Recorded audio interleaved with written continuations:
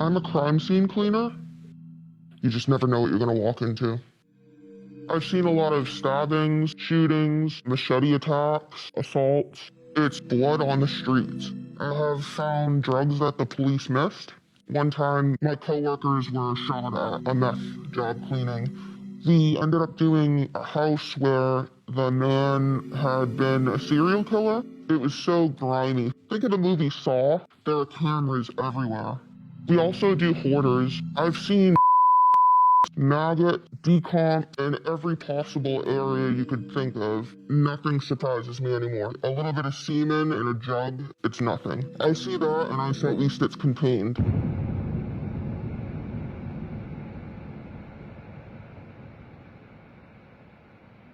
I experienced a lot of loss and death when I was a child, so it always made me curious about death.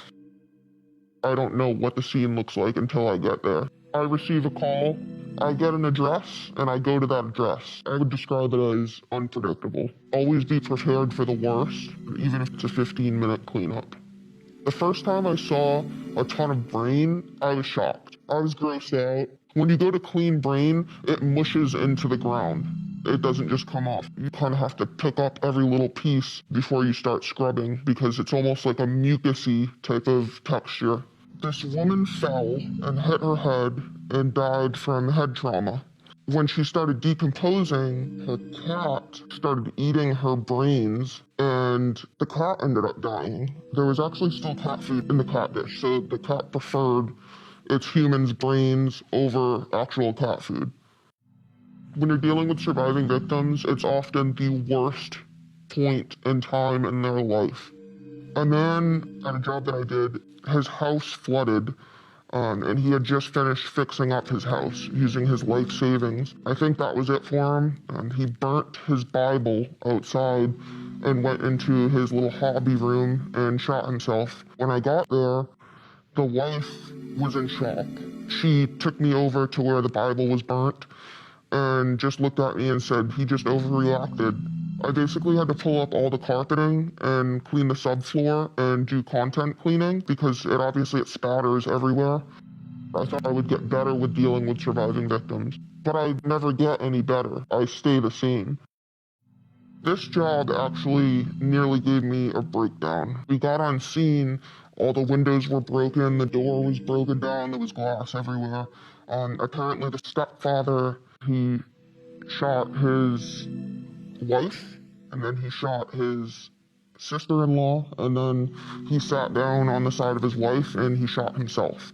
I did my job and I cried all the way home, but this was different. This one was like crying spells, anger. I get really irritable and I'm not really able to do anything else except for my job. One time, my coworkers were shot at a meth job cleaning. They showed up at this trailer that needed to be cleaned, and there was a man who was cooking meth. He wasn't supposed to be there, but when they got there, they basically told him he needed to leave or else they'd call the police. The guy said, "If I had a gun right now, I would shoot you." He left, and my coworkers got started. All of a sudden, they heard something, and they didn't really think anything of it. But when they went to go leave later on, there were fresh bullet holes all on the side of the trailer that they had just been working in. He went to his vehicle, grabbed the gun, and shot out of anger. It doesn't seem like he was really trying to shoot them. He probably could have if he wanted to. I have found drugs that the police missed. It happens a lot when we're on scene and we will find either a shell casing that the police missed, or a bag of meth, cocaine, marijuana, you name it. And now that I've found it, it is compromised because it could have been mine. It could have been somebody else's that walked by. It's not all homicides and suicides. There was this one guy that had been cooking meth in a really high-end apartment complex. He had a ton of money, nice cars, nice equipment in his house, and he had been cooking meth and took off before the police found his meth lab. He was also shooting porn in his apartment. So entering this apartment, you could smell a really strong smell of cinnamon, and everything was slippery. Everything on the floors, The walls, the couches, everything had cinnamon flavored lube all over it. There was so much of it that we actually had to pull up the laminate floor because it made it through. He was actually saving his own semen. He had 2 containers full of semen. It was really gross. We also ended up doing a house where the man had been a serial killer. It was so grimy. Think of the movie Saw, that room that they're stuck in. It reminded me of that. That's what his bathroom reminded me of. There were cameras installed in the home, facing every direction and every single hallway. There was a camera facing you. So I cleaned this guy's bathroom, and I couldn't help but think he was getting ready in here, looking at himself in the mirror before he went and did all these really screwed up things to people. And it's a really dark, cold feeling that you get over you. I definitely see the world differently. There are dangers everywhere.